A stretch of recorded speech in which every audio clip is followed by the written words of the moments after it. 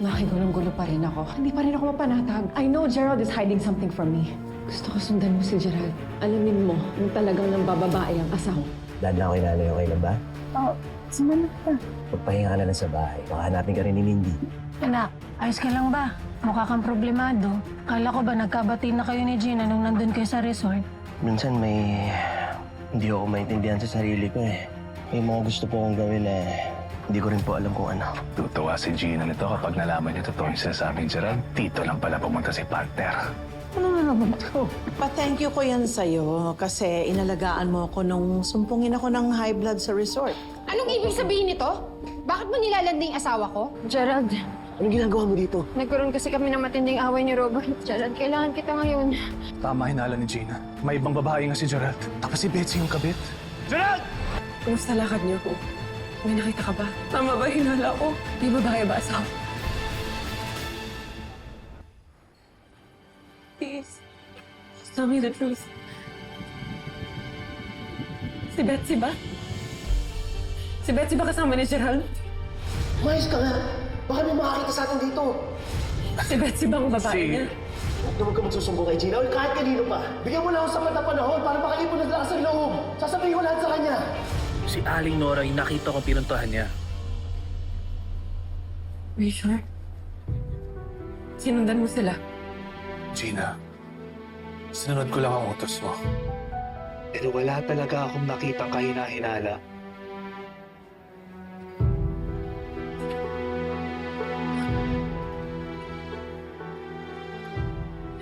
Thank you sa tulong mo. Pasensya na.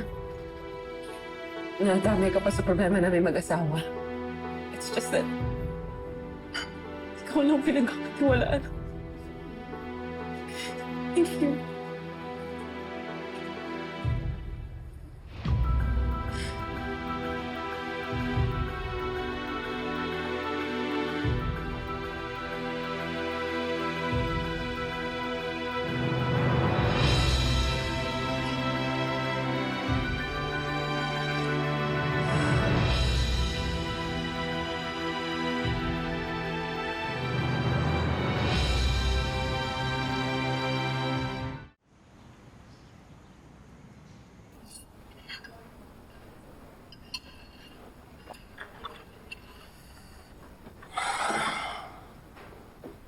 Val, gusto mo sabay na tayong pumasok?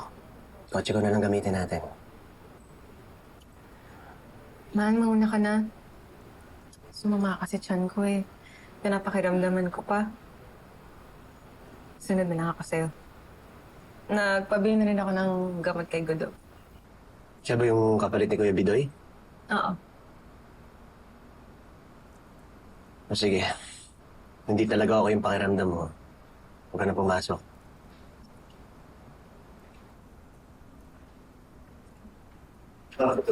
Ayun, salamat. Sige na, huwag na ako.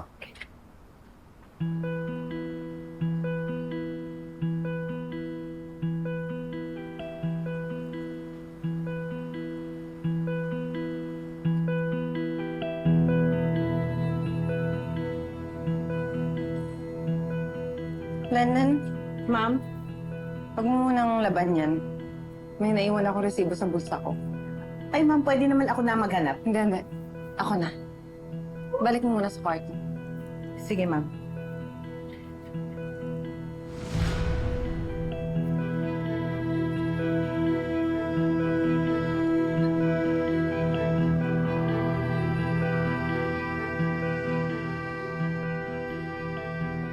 Nalaman ko rin kung anong tinatago ng asawa ko.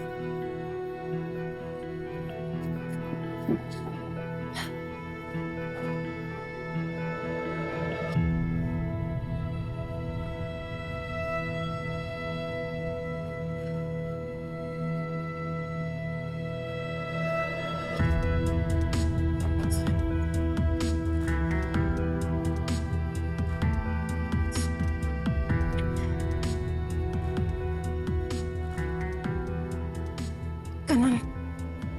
Ano man ang resibo?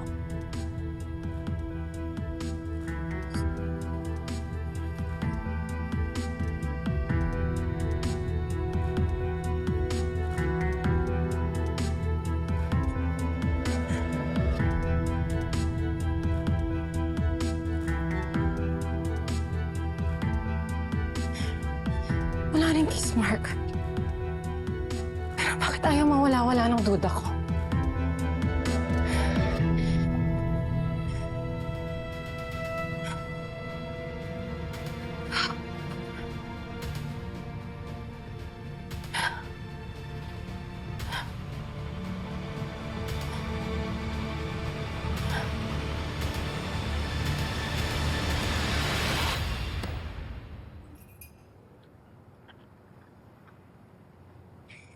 My dear, I feel so guilty naman na nag-away pa sila Robert at Betsy nang dahil lang sa akin.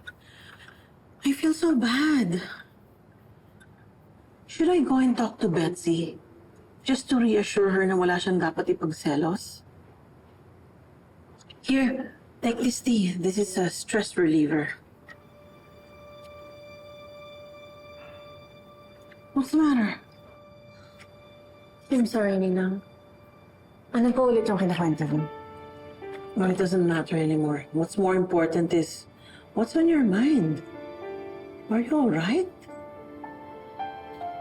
Come on, spill it out. Napapaisip lang talaga ako. Napapraning lang ba ako?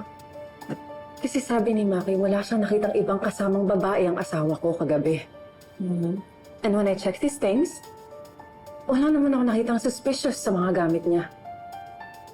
So either wala talaga siyang babae, or ganun lang talaga siya kalinis magtrabaho.